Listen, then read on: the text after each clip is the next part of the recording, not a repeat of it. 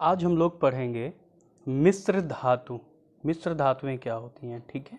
आज हम लोग क्या पढ़ेंगे, मिश्र धातुएं। देखिए, दो या दो से अधिक धातुओं, ठीक है, दो या दो से क्या हो, अधिक हो, क्या धातुएं हो, या इनमें से एक धातु हो और दूसरी क्या हो, अधातु हो, के साथ मिलाकर बनाया गया समांगी मिश्रण ही आपका क्या कहलाता है, ये कहलाता है आपका मिश्र धातु कहलाता है, ठीक है। दो या दो से अधिक धातुएं हो, यानी दो धातुओं को मिलाया जाए तो क्या हो जाता है, मिश्र धातु बन जाएगी। या उसमें से एक धातु हो और दूसरी क्या हो, अधातु हो, तो भी आपका क्या बन जाएगा, मिश्र धातु बन जाएगा। लेकिन दोनों का मिश्रण कैसा होना चाहिए, समांगी मिश्रण होना चाहिए।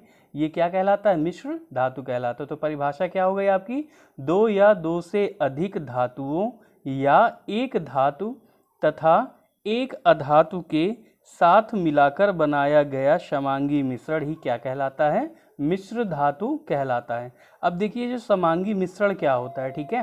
समांगी मिश्रण क्या है, दो या दो से अधिक पदार्थों का एक प्रकार का मिश्रण होता है, ठीक। कैसा मिश्रण होता है समांगी मिश्रण, दो या दो से अधिक पदार्थों को क्या करेंगे, मिला देंगे तो क्या प्राप्त होगा, मिश्रण होता है, ठीक है, जिसमें मूल पदार्थों को अलग नहीं किया जा सकता है। यानी दो या दो से अधिक पदार्थों को आपस में मिलाया जाएगा और उसमें से जो मूल पदार्थ होंगे, यानी दो चीज़ें जो अलग अलग मिलाई जाती हैं, उनको क्या किया जाएगा, अलग नहीं किया जा सकता। ये क्या कहलाता है, समांगी मिश्रण कहलाता है। अब देखिए, हम देखते हैं मिश्र धातु के कुछ उदाहरण।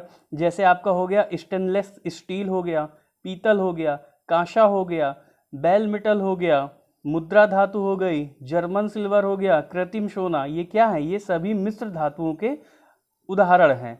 चलिए अब हम देखते हैं कि मिश्र धातुओं को तैयार कैसे किया जाता है। देखिए, मिश्र धातु को तैयार करने के लिए पहले क्या करते हैं कि मूल धातु को लेते हैं, क्या करते हैं, उसको गलित अवस्था में लाया जाता है। यानी जो हमारी धातु होगी उसको गलाया जाता है, यानी उसको द्रव अवस्था में लाया जाता है। इसके बाद जो दूसरा तत्व होगा या हमारी जो दूसरी धातु होगी, तत्व का मतलब जो धातु या दूसरी धातु या अधातु होगी, उसको क्या करते हैं, इसमें एक निश्चित अनुपात में मिलाया जाता है। किस अनुपात में, निश्चित अनुपात में मिलाया जाता है।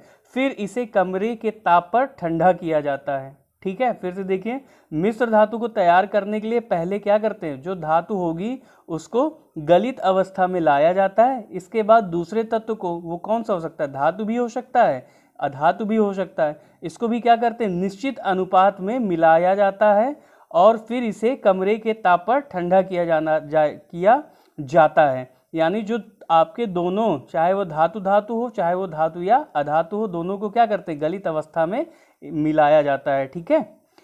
आगे देखिए, मिश्र धातुओं के जो भौतिक गुण होते हैं उसके अवयवी तत्वों से भिन्न होते हैं। यानी जो धातुओं के या अधातुओं के पहले के गुण होंगे, वो मिश्र धातुओं के गुण क्या होते हैं, उनसे अलग होते हैं। मिश्र धातु में उसके अवयवी तत्वों की, जैसे कठोरता, आघातवर्धनीयता, तन्यता शक्ति, ये क्या हो जाती है, ये बढ़ जाती है। यानी जो मिश्र धातुएं होती हैं वो पहले अपनी जो पहले धातु या अधातु होंगी उनसे क्या हो जाती हैं, अधिक कठोर, आघातवर्धनीय, तन्य और अधिक शक्ति में क्या हो जाती, इन सब को अधिक शक्तियां क्या हो जाती, शक्ति आदि ये बढ़ जाती हैं। चलिए हम आगे देखते हैं मिश्र धातुओं के कुछ पॉइंट्स। चलिए देखिए, पहला पॉइंट है आपका, लोहा है सबसे अधिक क्या हो, उपयोग होने वाली धातु है। सबसे अधिक उपयोग होने वाली धातु कौन सी है, इसमें लोहा है, ठीक है। किंतु इनको कभी भी शुद्ध अवस्था में उपयोग नहीं किया जाता है। किसको, लोहे को कभी भी शुद्ध अवस्था में उपयोग नहीं किया जाता है, क्योंकि क्या होता है, जो आपका शुद्ध लोहा होता है वो बहुत ही क्या होता है, नर्म होता है, बहुत ही मुलायम होता है। तो इसमें क्या करते हैं, इसमें थोड़ी सी मात्रा किसकी मिलाते हैं, कार्बन की। कितनी मात्रा, 0.05% लगभग में, ठीक है। कार्बन की मात्रा मिलाने पर क्या होता है, जो लोहा होता है वो क्या हो जाता है, अधिक कठोर और प्रबल हो जाता है, ठीक है। जैसे लोहा क्या है, लोहा सबसे उपयोग होने वाली धातु है, लेकिन कभी भी इसको शुद्ध अवस्था में उपयोग नहीं किया जाता है, ठीक है। कारण क्या है, क्योंकि जो शुद्ध लोहा होता है वो बहुत ही नर्म होता है, इसलिए क्या करते हैं, इसमें थोड़ी सी मात्रा में कार्बन मिलाते हैं, जिससे ये लोहा जो आपका होता है वो अधिक कठोर और प्रबल हो जाता है। इसी तरह आपका स्टेनलेस स्टील भी होता है, इसमें क्या करते हैं, लोहे में निकिल और कॉपर मिलाकर बनाया जाता है। स्टेनलेस स्टील कैसे बनता है, लोहे में क्या मिलाया जाता है, निकिल और कॉपर मिलाकर इसको बनाया जाता है। इससे ये क्या होता है, ये अधिक कठोर हो जाता है और इसमें क्या होता है, जंग नहीं लगता है। तो स्टेनलेस स्टील जो होता है इसमें क्या होता है, जंग नहीं लगता है, और ये किससे मिलकर बनी होती है, लोहे में निकिल और कॉपर को मिलाकर बनाया जाता है। चलिए आगे देखें, पीतल क्या है, पीतल भी आपका मिश्र धातु है। पीतल क्या है, मिश्र धातु है, जिसमें 80% क्या होता है, आपका कॉपर होता है और 20% क्या होता है, जिंक होता है। यानी जो पीतल आपका होता है वो क्या है, मिश्र धातु है, और इसमें 80% कॉपर और 20% क्या होता है, जिंक होता है। पीतल क्या है, पीतल विद्युत का अच्छा चालक नहीं है। पीतल क्या होता है, ये विद्युत का चालक नहीं है, लेकिन कॉपर जो है आपका वो क्या है, ये विद्युत का अच्छा चालक है।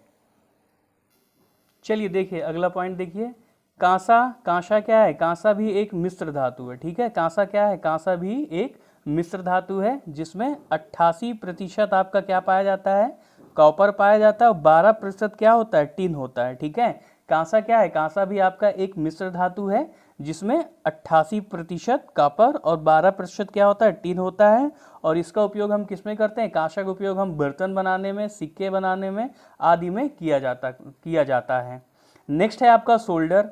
सोल्डर क्या होता है, सोल्डर जो है आपका मिश्र धातु है, जो लेड और टिन की धातुओं को मिश्रित करके बनाया जाता है। तो सोल्डर क्या है, सोल्डर भी आपका क्या है, मिश्र धातु है, जो किससे बनता है, लेड और टिन की धातुओं को मिश्रित करके बनाया जाता है। इसका जो गलनांक होता है वो बहुत क्या होता है, कम होता है। ठीक है, सोल्डर मिश्र धातु का जो गलनांक होता है वो क्या होता है, बहुत ही कम होता है। अतः इसका उपयोग हम क्या करते हैं, इलेक्ट्रॉनिक उपकरणों में तारों को जोड़ने में किया जाता है। ठीक है, तो इसका उपयोग हम क्या करते हैं, इलेक्ट्रॉनिक उपकरणों में जो तारों को जोड़ने में इसका उपयोग किया जाता है, सोल्डर का। ठीक है, नेक्स्ट पॉइंट है आपका